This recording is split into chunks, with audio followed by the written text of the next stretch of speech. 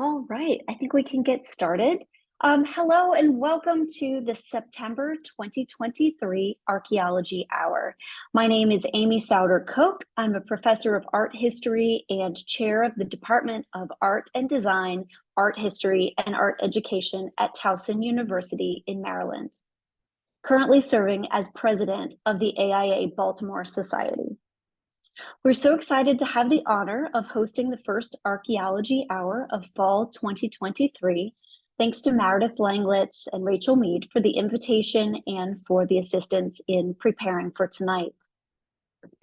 As ever, let's get that changed. Thank you to all of our AIA members and friends who have either joined or renewed your memberships recently. Your membership fees contribute to good and important work across the globe, supporting research, excavation, education, and preservation efforts.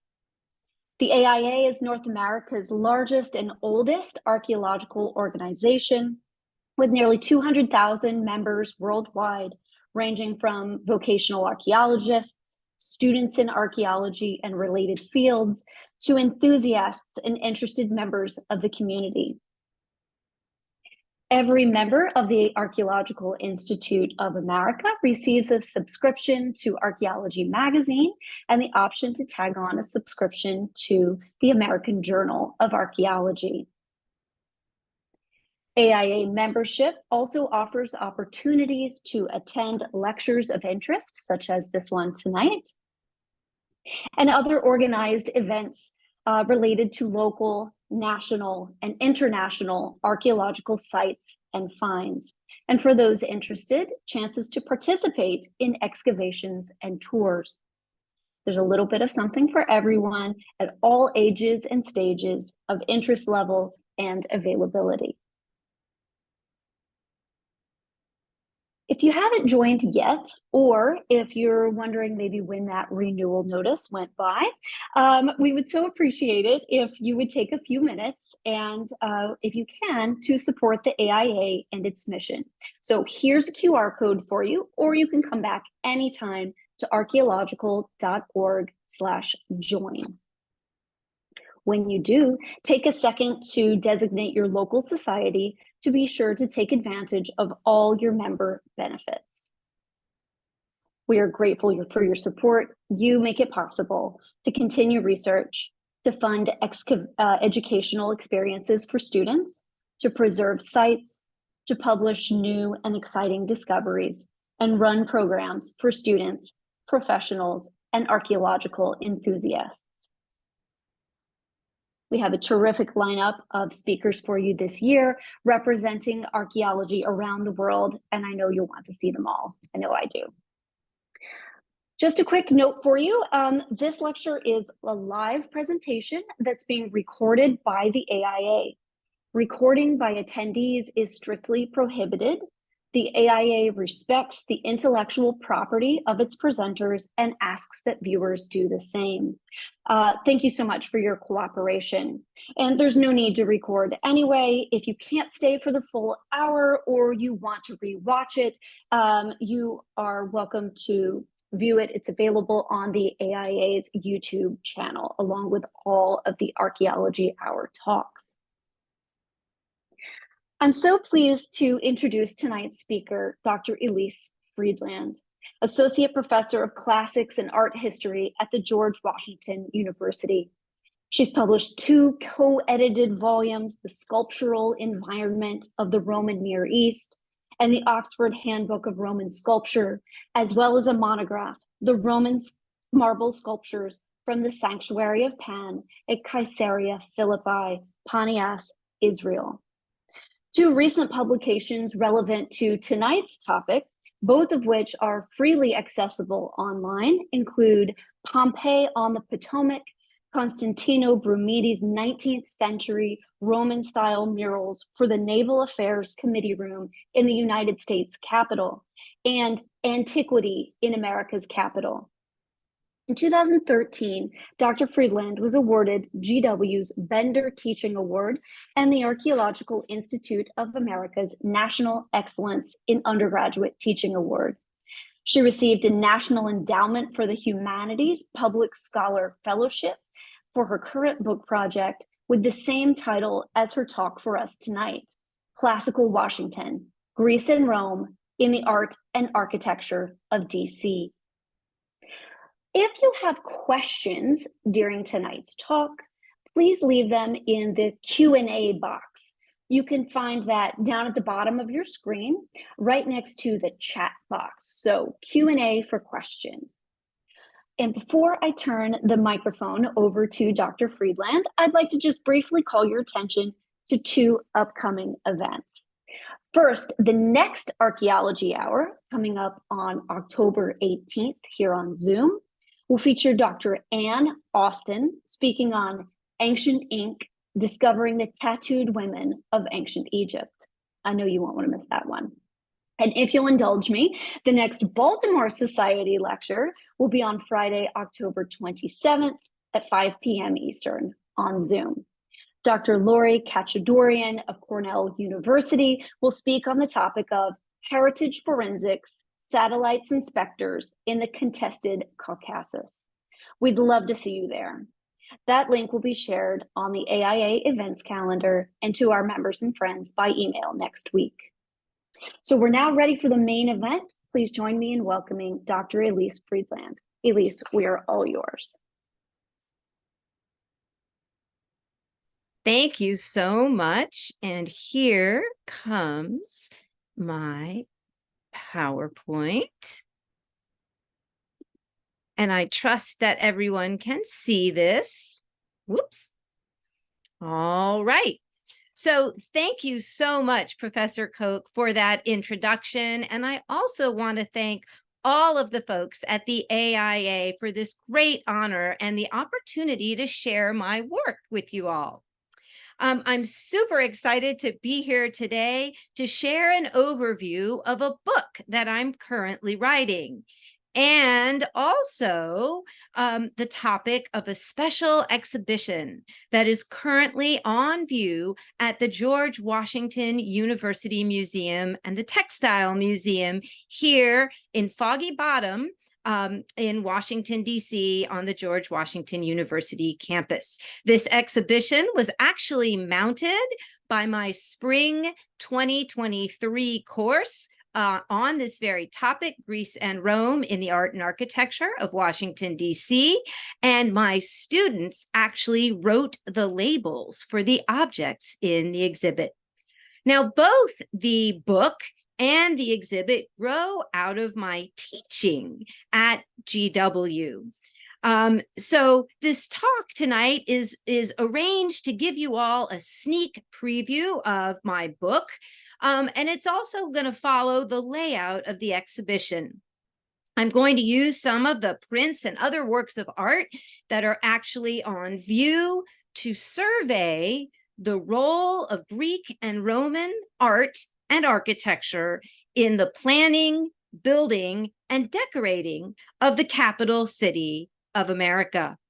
So what we're going to do tonight is watch as our founding fathers adopt and adapt famous monuments from ancient Greece and Rome to create the federal core of the capital city of their new nation.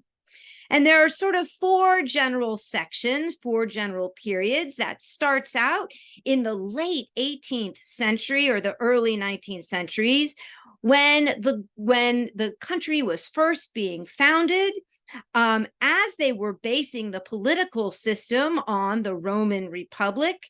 In fact, it's clear that they sought to create a new Rome on the Potomac.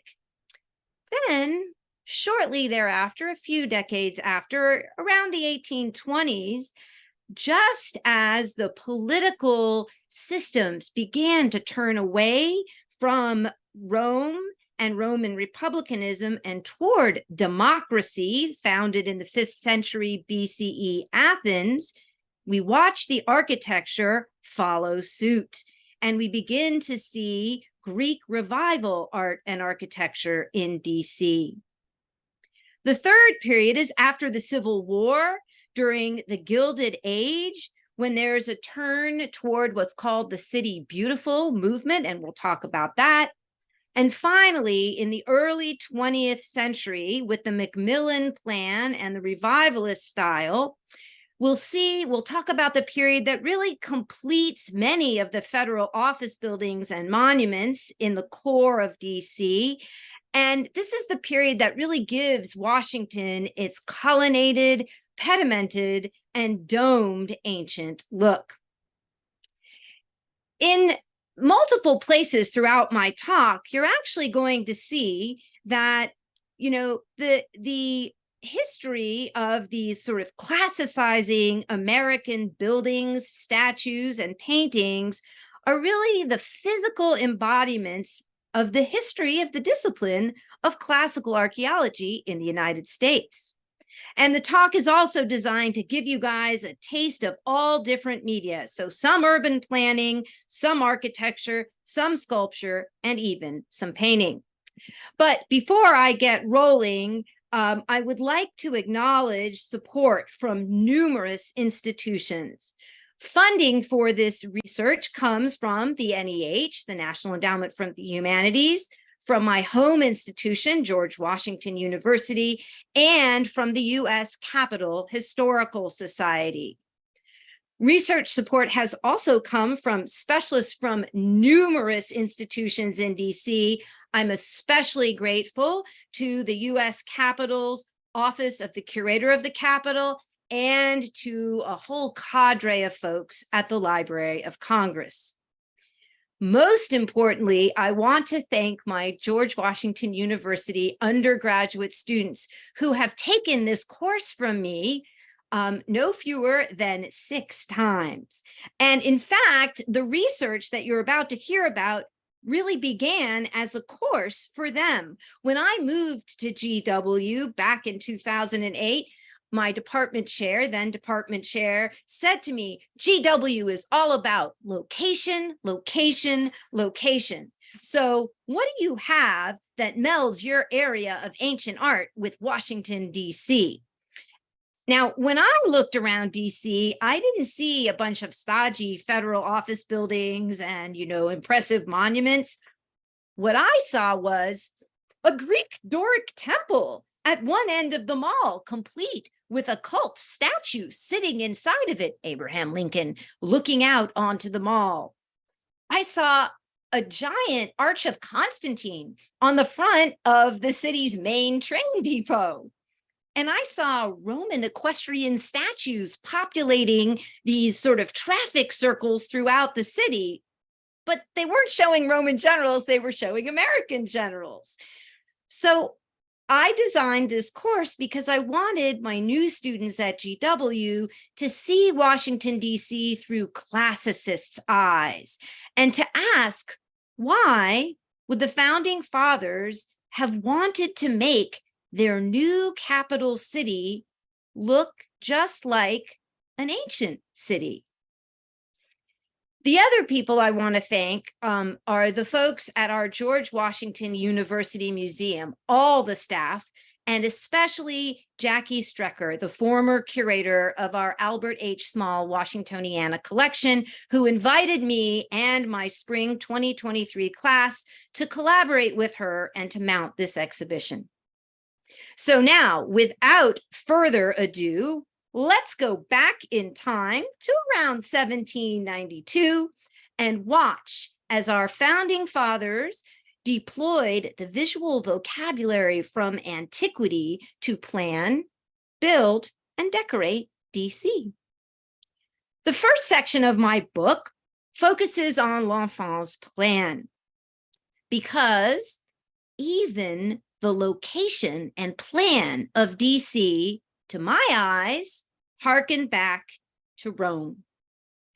The founding fathers, in fact, meant to make their new nation's capital city a new Rome on the Potomac.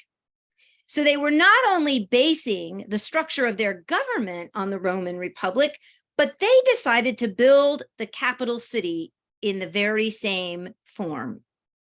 Now, before we get too far in, I want to make one important point about my methods. What I am going to be presenting to you all this evening are not mere inferences. Of course, I start with art historical or visual theories and connections, but much of what I am going to talk about tonight is actually backed up by archival evidence that I then do to make sure that my eye isn't just seeing the whole world through a classicist's lens or through classical colored glasses, right?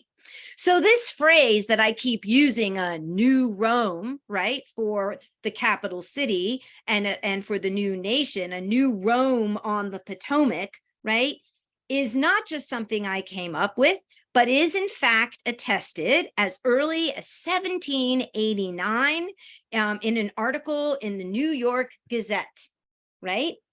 It refers to the new capital city as a new Rome. And so let's look at that, because in terms of location, right, DC, very much like Rome, is inland on navigable rivers. So just like Rome is situated on the bend of the Tiber, which you can see there in the lower right of your screen, so Washington, D.C. gets founded on a site that is nestled into the confluence of two rivers, the Potomac and the Anacostia rivers. Now, you wouldn't believe this, but DC even has its very own Tiber Creek. The plot of land that DC was originally founded on was first actually referred to as Rome. And this area had a little creek. You can see in the upper right corner there, kind of blow up of that on a very early map, an offshoot of the Potomac River that was originally called Goose Creek, but as early as 1664, the name Tiber Creek is attested. L'Enfant was thrilled with this little creek because he planned to use it for commerce. He was going to extend the Potomac using this Goose Creek or Tiber Creek, have the Potomac extend into DC to move goods further into the city. In 1815, this gets incorporated into the Washington Canal, which runs along Constitution Avenue. And in the 1870s, it gets enclosed. So the buildings on the north side of Constitution Avenue are actually built right on top of so-called Tiber Creek.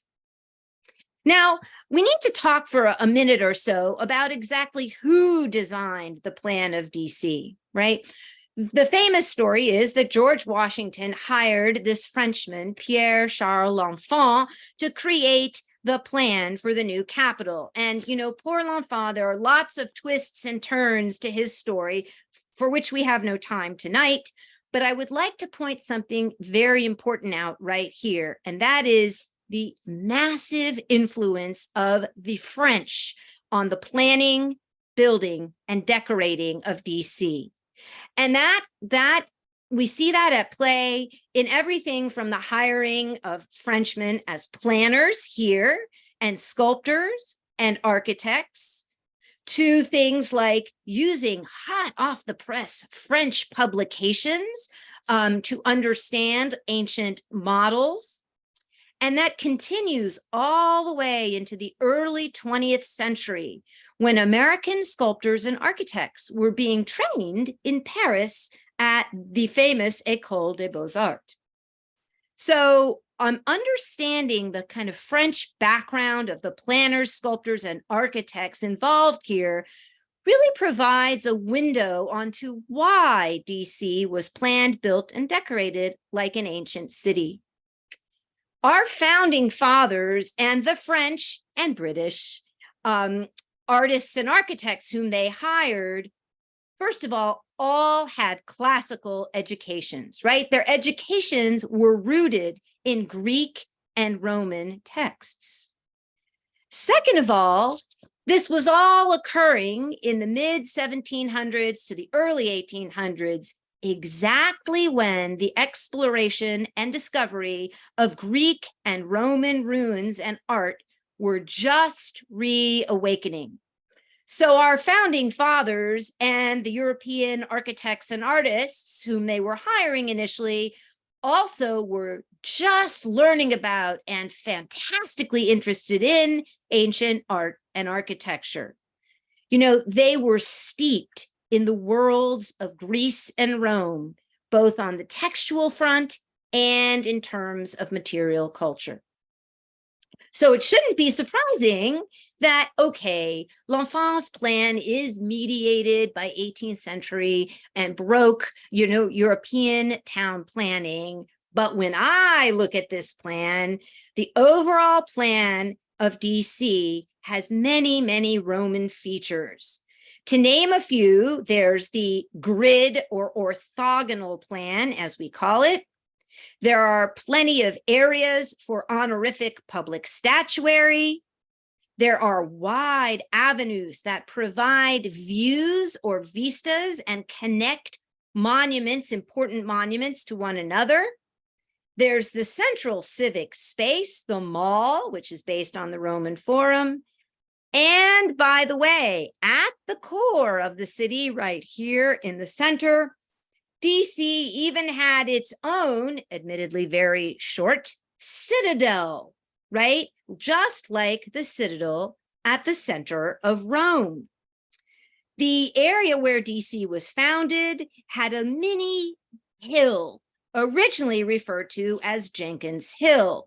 And this was perfect because it's modeled on the Capitoline Hill in Rome, which you see here at the center. Well, it's on the edge of the original wall of the city, but it's at the center of this map of the seven hills of Rome, right? And, this is also the secret to, if you've ever wondered, why is Capitol Hill, or the name of the U.S. Capitol building, spelled with an O and not an A? It's because Capitol Hill is named after the Capitoline Hill, one of the seven hills of Rome, the citadel, the arcs, that's the Latin for citadel, of the earliest of Rome.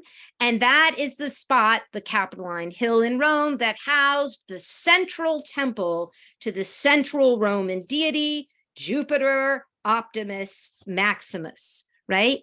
So L'Enfant called Jenkins Hill a, quote, pedestal awaiting a monument. And that is just where he decided to build the American version. It's not a religious temple to Jupiter, but it is the new nation's temple to democracy, or temple to freedom. Now, speaking of a temple to freedom, let's shift to the sort of second chapter of my book, which focuses on the U.S. Capitol. Now, as the city of Washington opened in 1800, that was its official opening year, the main focus was on completing two federal buildings, the President's House, which we today know as the White House, and the U.S. Capitol building, that temple to freedom, right? As the founding fathers were seeking to design and construct this new central hall of government, one of the major influencers was Thomas Jefferson. And that seems reasonable because actually Jefferson already had experience with building capital cities. He had moved the capital of Virginia from Williamsburg to Richmond, and it was Jefferson who was responsible for creating the first classicizing building in the United States, the Virginia State Capitol building. And he had based that building on a very traditional rectangular or cubic Roman temple type. So Jefferson advised Washington that the central hall of government for the new nation should be based on the Roman pantheon and Roman spherical temple forms, right? His argument was, we already have a standard rectangular cubic Roman temple in Richmond, right? So this important new Capitol building in the nation's new capital in Washington, D.C., should be based on the spherical Roman temple form. Now, George Washington really liked the beauty and grandeur of the idea of a dome. So that seemed to go over well. Of course, the building and design for the US Capitol evolves a lot throughout time. It responds to all sorts of changing needs of government, fires, like the British burning the Capitol, and things like that. I am focusing here on the third iteration of the design by Charles Bulfinch, because one of his major revisions to the original design is to make the height of the dome equal to the diameter of the rotunda.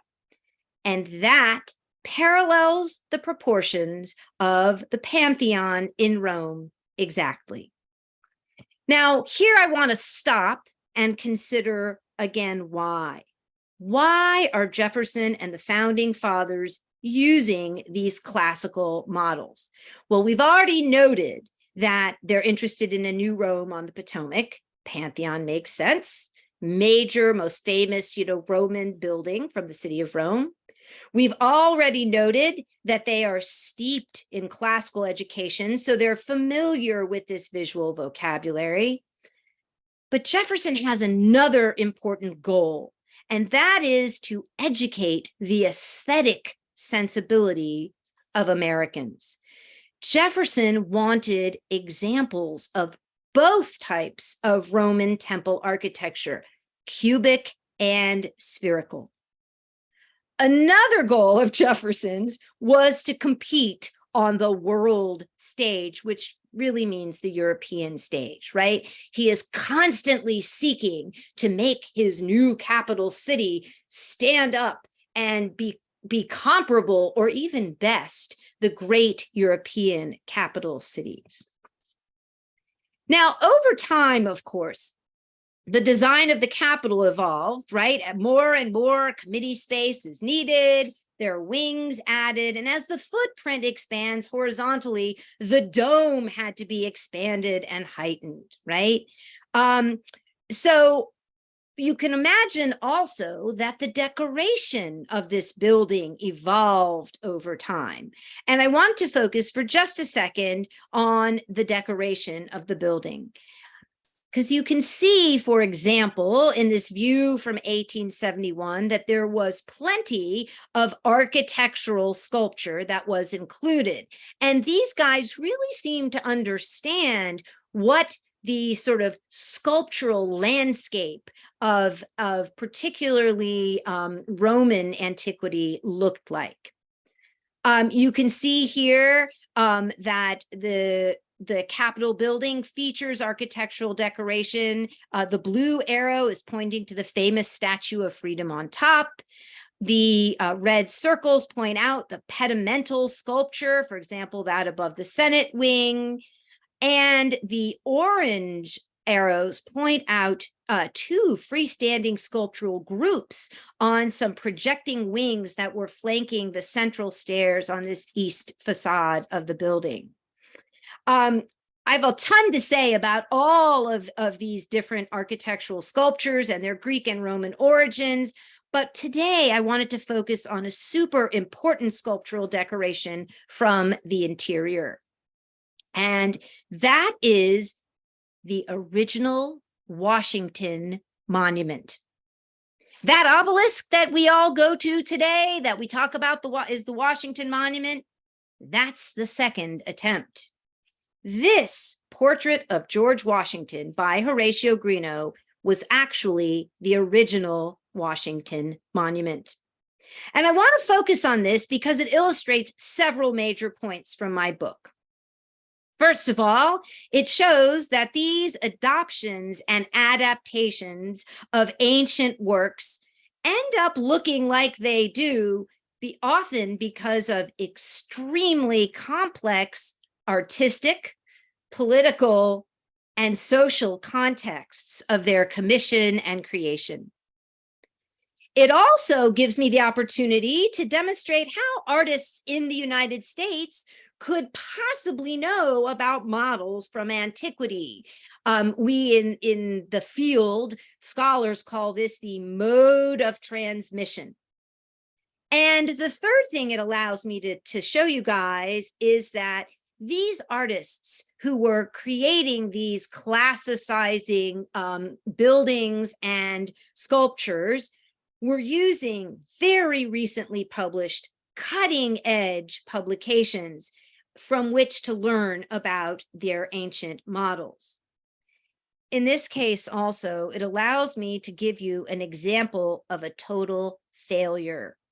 Because, as you know, this is no longer the Washington Memorial. It's actually now a piece of history. You can meet this portrait of George Washington in the Smithsonian Museum of American History. So this is an example also of an ancient model that appears 3 times in federal commissions. So despite this one's failure, this is a very important piece. It's also important because it's the first federal commission of an American sculptor. Now, where does this thing come from? This starts with an American interest in honoring George Washington in the U.S. Capitol building. Originally, they tried to bury GW below the crypt, right? But the family said no, and that didn't work out.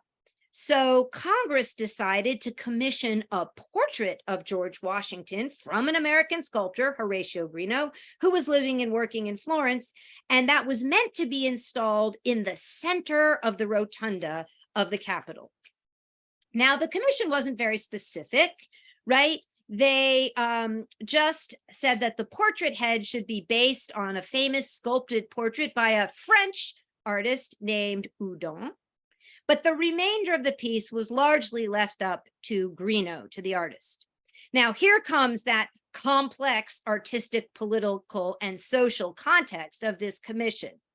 Shortly after Greenough received the commission, he got a letter from this guy, Edward Everett. Now, who was Edward Everett? Edward Everett was the first American to receive a PhD. And of course, he got his PhD in classics, not in the United States, because no one in the early 1800s in the United States was granting PhDs. He got shipped to Germany, where he studied, got a PhD, and returned to the United States around 1819 to become the first chair of Greek literature at Harvard. Everett was a huge champion of Greek antiquity and Greece. In fact, he was a proponent of the American Phil-Hellenic movement. That was a movement to support the Greeks in their own War of Independence in 1821. The thing is, Everett didn't stay as an academic at Harvard. It didn't work out through no fault of his own. It's a very complex story. The important point is he eventually became a politician. And Everett was a representative in the House when this statue was commissioned. So Everett took it upon himself to write to Greenough. We have the letter. And he suggests to the sculptor, to Greenough, that he model his portrait of George Washington on none other than the 5th century BCE cult statue of Zeus made for his temple at Olympia in Greece, right? And you can see here a quote from the letter where he instructs the sculptor to turn his mind and his imagination to accounts of the great works of the great masters, and particularly the greatest work of the greatest master, the Jupiter Olympus of Phidias, a very famous high classical Greek sculptor. Now, this cult statue of Zeus was one of the most famous works of ancient Greek sculpture. And it was one of the 7 wonders of the ancient world. But there was a huge problem. The statue was no longer extant. It didn't make it much past the 5th century AD or CE. No problem. Later on in his letter, Everett instructs Greenough the sculptor to consult a recent publication from 1814 by a French art and architectural theorist, Quatremer de Quincy. So here is that mode of transmission that I was talking about. How is Horatio Greenough going to know what this ancient sculpture, this Jupiter of Olympia, looked like? He is going to consult a cutting-edge recent publication that was a hugely important theoretical treatise that, as one of my students in his label says, the French theoretician used, quote, literary evidence, archaeological evidence, and his imagination to reconstruct what the cult statue of Zeus must have looked like. And you can see that reconstruction drawing the frontispiece of his book right there in a copy of this book from the Library of Congress. Now, Greenough, the sculptor, although he's living in Florence, was known to go up and back to Paris, so he would have had no problem seeing a copy of this book and its frontispiece. And that is exactly what Greenough did. He followed Everett's advice, and he based his portrait of GW, of George Washington, on this reconstruction drawing. In 1841, the statue gets installed in the US Capitol Rotunda, and no fewer than 18 and a half months later, it was removed. There were a number of criticisms and issues. Chief among them, you might imagine, was George Washington's nudity. For this, I call him Naked George.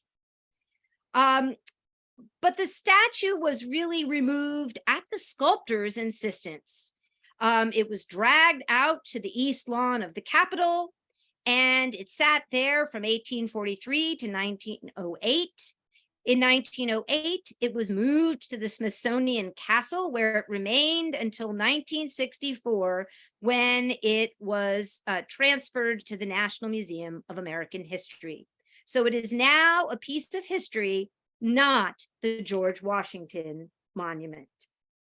So this is an important lesson in considering what adaptations must be made in order for a classical model to be accepted in American context. Now, there are two subsequent do-overs by later artists. The first, George Washington, in the guise of Zeus of Olympia, does land up in the rotunda, just not in 3D, but in the famous Apotheosis of George Washington by Constantino Brumidi, the fresco on the underside of the dome. You can see that now Brumidi, the painter, has made important adaptations, right? He's heavily clothed. By the way, Brumidi does sneak a representation of Greenough's Naked George into the Senate corridors. This is just an image from some paintings that Brumidi also did in the Senate wing in the corridors. The second redo by a later artist, as you might have guessed, is Daniel Chester French's statue of Lincoln for the Lincoln Memorial, right? Now, you might have noticed that I was talking about founding a new Rome on the Potomac, but Naked George is based on a Greek work of art. That is because he was made during a period known as the Greek Revival period. And the third section of my book actually focuses on that period and a change that takes place beginning around the 1820s. As the US government was growing and evolving, the politicians began to turn away from the sort of theories and structures of the republicanism of Rome and more toward democracy of 5th century BC Athens. And this was in part due to a new type of politician that arose that we're going to represent here with Andrew Jackson. Right? Andrew Jackson was not like many of the earlier founding fathers. He did not have a fancy European elite education rooted in classics. He was a self-made man who sort of gained renown and position based on his own accomplishments. He was a champion of the causes of common people. And we see that as political models were changing, moving away from Rome and toward Greece, the art and the architecture followed suit. Jackson was realizing that he needed a bunch of office buildings to house the ever-growing departments of his executive branch. You know, the Treasury Department, the State Department, the Post Office, the Department of War. So he hired fellow South Carolinian Robert Mills, who styled himself the first professionally trained American architect, and together they built what I like to call an axis of Greek revival architecture along F Street that runs from the president's house all the way to Judiciary Square, where a super early Greek revival building, DC's old city hall, had already been built. Now you can see that L'Enfant already had a kind of axis running from the Capitol building to the president's house or the White House. That was sort of a connection of these two branches of government. Well, now Jackson created his own axis of the executive branch, right? And with this, his architect, Mills, does two other important things. First, he creates the first monumental federal office buildings in DC that really set the style and scale of all future office buildings. Second, he creates a three-dimensional textbook of Greek orders or Greek styles of architecture. So he makes sure to bestow upon the core of Washington, D.C., three major orders of Greek architecture: Doric, Ionic, and Corinthian, right? And at the same time, he makes sure to echo some of the most famous buildings of high classical 5th century BCE Athens. So like Jefferson, he was seeking to kind of educate Americans' aesthetic sensibilities. And we know from archival sources that he wanted to best the Europeans. So let's look, for example, at the Treasury building, right? He bases this first building, Mills bases his first building on the Ionic Erechtheion from the Acropolis in Athens. The Erechtheion, again, is this high classical period building from the height of Athenian democracy. And it's a super famous building because it's super complicated and very ornate. We also know that Mills was specifically interested in a long colonnade, right? A long, unbroken Ionic colonnade in the United States. And we have a quote in which he says, "We have no colonnade in this country by which we can draw a comparison. And there is none in Europe, not even that of the Louvre, that will exceed it in extent." We also know that Mills seems to have chosen the Ionic order, and here he echoes the design of the capitals of the Erechtheion exactly. He seems to have chosen this, this Ionic order, because there's a hierarchy of orders, and the Ionic order is thought to be lesser than the Corinthian order, and that's the order of the US Capitol building.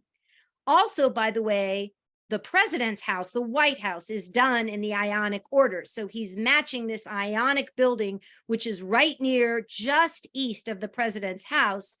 He's matching that order. He probably also chose the Erechtheion because it's so unusual and ornate, and its building motifs were very widely circulated in this period. Now, for the patent office further along F Street, Mills chose to echo another famous building from the Acropolis of Athens, the Parthenon. Of course, the Parthenon is the most famous of all Greek temples, again from the 5th century, high classical period, the height of Greek democracy.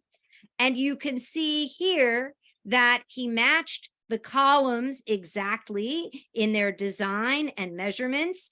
And actually in a book, in a guidebook that Mills wrote, he notes that his patent office building was of Parthenonian proportions. So again, he's trying to educate American aesthetic sensibilities. Now, we're going to skip the Corinthian building for sake of time, and because Mills gets a little distracted by Roman models here, to go to the final sections of the book, which address the post-Civil War period and the early 20th century. The Gilded Age from 1870 to 1910, and revivalism from 1910 to 1936. This is really the period when classical monuments and motifs are used very differently. Architects and sculptors are mixing and matching snippets of buildings and styles instead of quoting entire buildings outright. This period is dominated by the City Beautiful movement as realized in the McMillan plan. It's dominated by the Beaux-Arts style taught at the École des Beaux-Arts in Paris, still French. And this group of architects and sculptors and urban planners are really influenced by this Beaux-Arts style. Now, I show here Union Station as an example of a Gilded Age building, typical of the Beaux-Arts style, and really the linchpin of the City Beautiful movement in DC. The City Beautiful movement, and I know I need to wrap it up here, so I'll move through this a little rapidly. The City Beautiful movement for Washington, DC was really, in general, was really characterized as a reform philosophy in American architecture and urban planning. The idea was that if you sort of make beautiful and monumentalize the core of urban centers, that beautiful architecture will improve people's quality of life, boost morale in the city, and boost civic virtue of the population of the city. This City Beautiful movement is generally associated with Chicago first and the 1893 Columbian Exposition, but also with Cleveland, Detroit, and Washington, D.C. It appears here in D.C. As realized in the McMillan Plan, which was really a comprehensive plan to develop the center of D.C. The folks in charge of this looked back at L'Enfant's plan and sought to return to the spirit of L'Enfant's plan.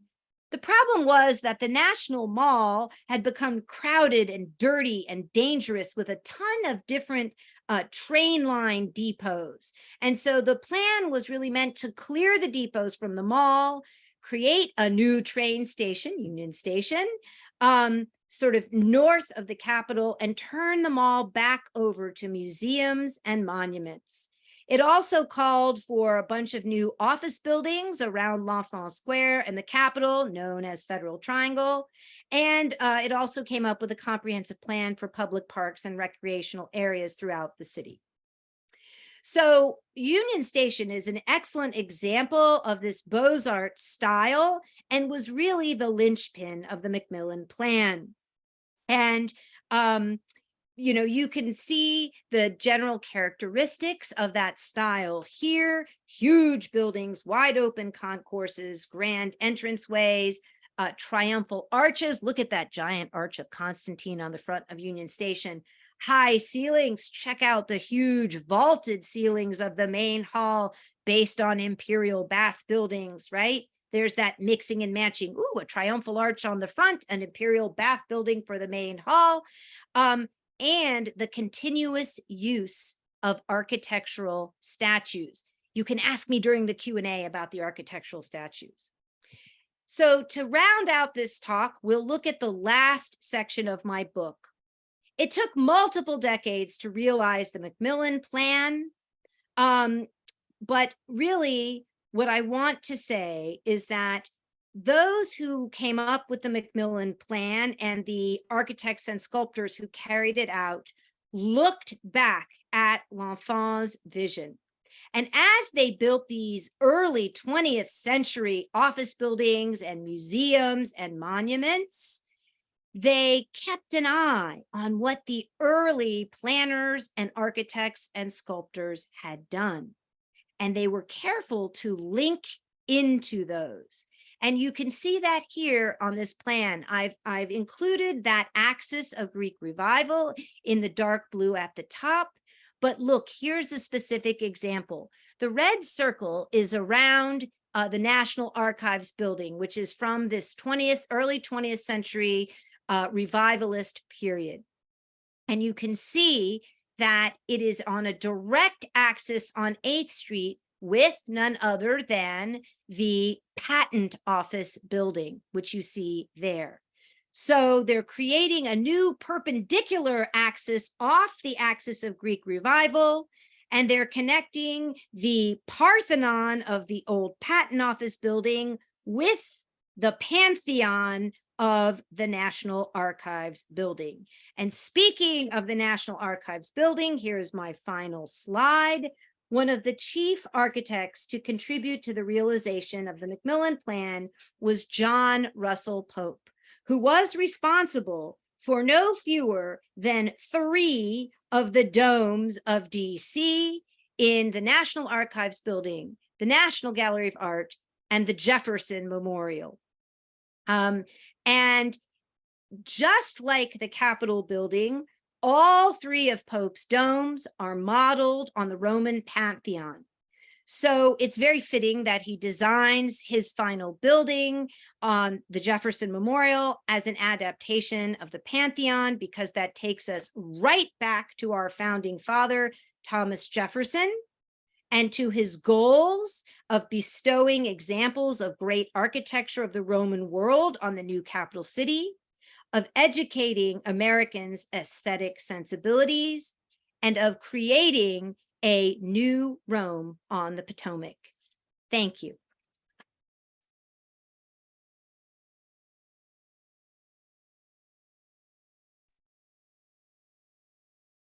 Thank you so much, Dr. Friedland. That was wonderful. I'm seeing all kinds of cheers come up in the side here, which is wonderful.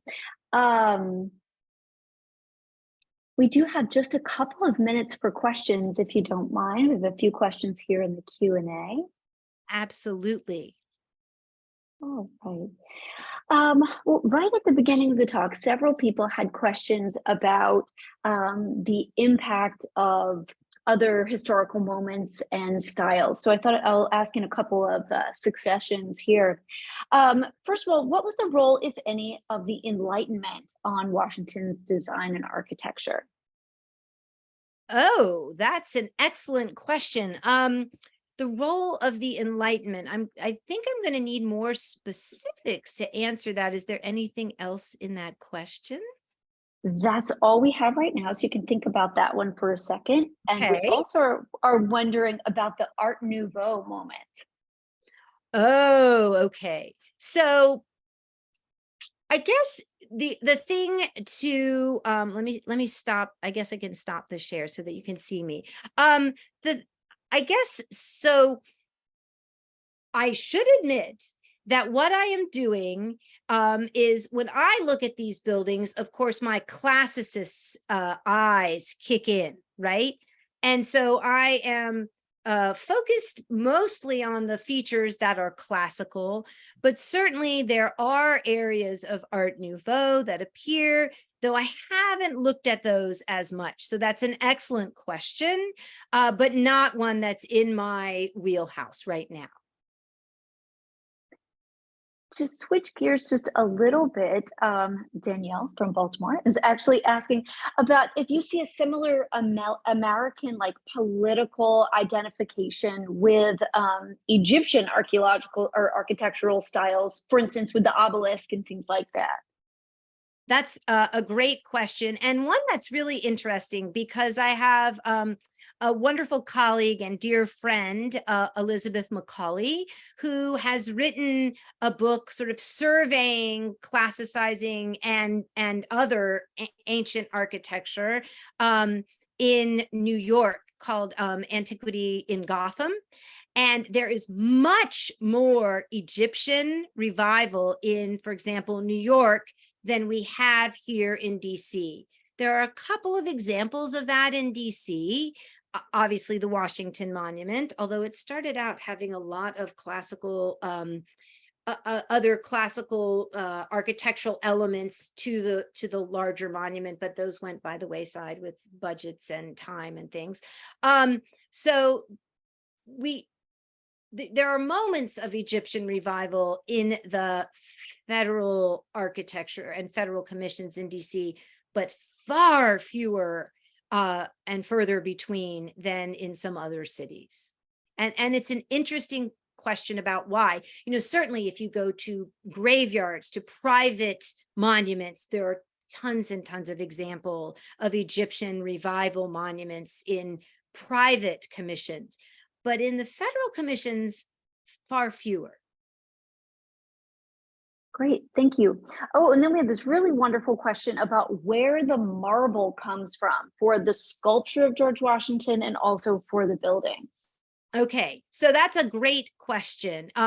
Naked George, my hero, Naked George is made of Carrara marble, which makes a lot of sense, right? Because Greenough is working in Florence. He's right there in Italy, and this is the go-to quarry, right? Each building is made up of materials that are unique to its time period, its architects, and its budget. And very few of the early buildings are created in marble. In fact, I'm gonna, if I can, whoops, I lost my Zoom. There it is. I'm going to reshare my screen, if you'll bear with me, and take you back to that building that I said I was going to skip, because that Corinthian General Post Office building, which you guys see here, that is actually the first building in DC to have a facade, quote, clad in marble. Okay, you have to think away the awnings of the Monaco Hotel. Sorry about that. It is today the Kimpton Monaco Hotel. But that is the first building. It's not wholly of marble because that was too expensive. But Robert Mills got distracted by the Temple of Jupiter Stator, which is in the literary sources talked about as the first all marble building in Rome. And so that's what Mills suddenly sought to emulate here.